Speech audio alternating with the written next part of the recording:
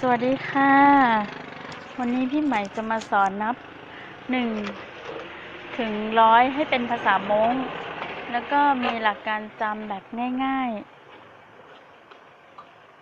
ๆเข้าใจไม่ยากภายใน5 นาที เดี๋ยวพี่ใหม่จะสอนหลักการนะคะ หลักการคือให้จำตอนพี่ใหม่นับ1 ถึง 10ก็จะให้จำแค่1 ถึง 9มันจะคล้ายๆถ้าเปรียบกับภาษาอังกฤษก็จะเป็นเหมือนเรานับ1 ถึง 9ได้ก็จะ10 20 30 40 50มันก็จำแค่นี้1 ถึง 9เอาไปต่อข้างหลังเหมือนภาษาไทยก็11 12 13 14 15เราจำคำว่า1 ถึง 9ให้ได้แล้วก็จะท่องได้จะจำได้พูดได้ค่ะเดี๋ยวพี่ใหม่จะมาสอนจำแล้วก็จำคำ20 10 20 30 40 50 60 70 80 90จำตรงนี้แล้วก็จำ1 ถึง 9แค่นี้ง่ายๆเราก็จะพูดเราก็จะนับเลขภาษา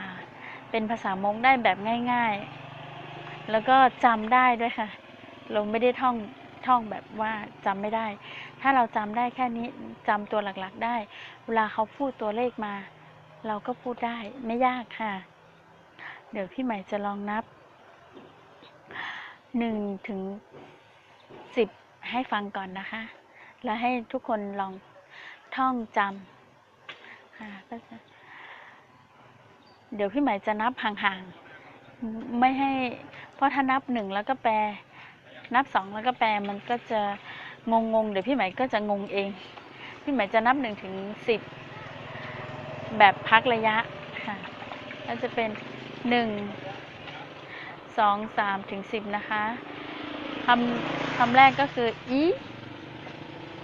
อเปเปล่าจีเจ้าชายีจั่วเก่าก็จะเป็นเก่านี่แปลว่า10แล้วเก้าอี้เก้าอ้อก็จะเป็น11 12เนี่ยค่ะเก้าอี้ก็หมายถึงอีที่เรานับอี1เมื่อกี้นะคะ1ก็คืออีก็คือเก้าอี้เอาคำว่า10แล้วก็11 12อะไรวะเก้าอ้อก็12เก้าเป๊ะก็10กับ3มาบวกกันรวมกันก็เป็น13เก้าเปล่าเก้าจี้เก้าเจ้าเนี่ยค่ะ16 17เนี่ยแล้วก็20ก็จะเป็นคำว่าเน่งเก่านี่20แล้วเราก็จะคำว่าอีมาก็จะเป็น1กับอีอ๋อเราเอาคำว่า2มาก็มาบวกต่อท้ายคำว่า20คำว่าเน่งเก่าก็เน่งเก่าอ๋อก็จะแปลว่า22ถ้าเอา3มาคำว่าเป๊ะแล้วก็เอาเน่งเก่าไว้ข้างหน้าเน่งเก่าเป๊ะก็จะเป็น23ค่ะแล้ว30ถึง90นี่เทคนิคการจำไม่ยากเลยค่ะ30เป๊ะเจ้า40เปล่าเจ้า50จี้เจ้า60เจ้า70ซาเจ้า80ยีเจ้า90จวดเจ้าแล้วก็หลักการจำไม่ยากจำคำว่าเจ้าไว้ข้างหลังแล้วเราเอาแค่คำนำหน้ามาตั้งแต่เลข3เอา3มาบวกคำว่าเจ้าก็เป็นเป๊ะเจ้า3ที่เป๊ะ4ก็เปล่าเนี่ยค่ะเอาเป๊ะมาบวกคำว่าเจ้าเป๊ะเจ้า4มาบวกคำว่าเจ้าก็เป็นเปล่าเจ้า5คำว่าจี้เอามาบวกคำว่าเจ้าก็เป็นจี้เจ้าชาเจ้ายีเจ้าจ้วเจ้าเนี่ยค่ะแล้วก็100ก็จะเป็นอีปัวเดี๋ยวเราลองมานับ1ให้ถึง100ก่อนนะคะเดี๋ยวพี่ใหม่จะนับ1ให้ถึง100แล้วเอามาเปรียบเทียบดูหลักการจำง่ายๆมีแค่นี้เดี๋ยวพี่ใหม่จะ จะท่อง1 ถึง 100ให้ฟังการออกเสียงไงก็ได้ให้คนฟังรู้เรื่องหมายถึงคนม้งฟังรู้เรื่องเราไม่ต้องซีเรียสว่าเราพูดชัดไม่ชัดแค่ฟังรู้เรื่องก็พอคนม้งก็ไม่ได้ซีเรียสก็เหมือนฝรั่งนะคะที่เราพูดภาษาอังกฤษไม่ชัดแล้วเขาก็จะคอยช่วยคอยเสริมคอยพูดแล้วก็เหมือนเราเป็นภาษาไทยพูดภาษาไทยคนม้งก็พูดภาษาไทยไม่ชัดอย่างพี่ไหมก็พูดไม่ชัดนะคะพูดไม่ชัดในบางค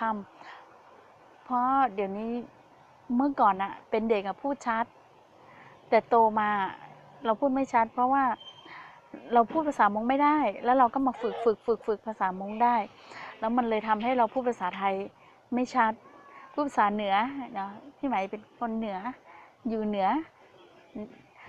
เมื่อก่อนนี่พูดภาษาเหนือนี่แจวเลยเดี๋ยวนี้พูดไม่ได้ละเพราะว่าฝึกพูดภาษามงเราอยากได้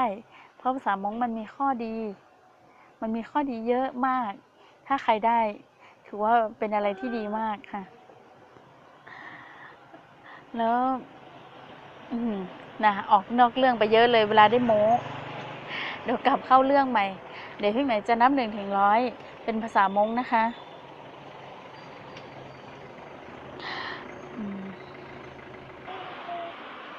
ค่ะ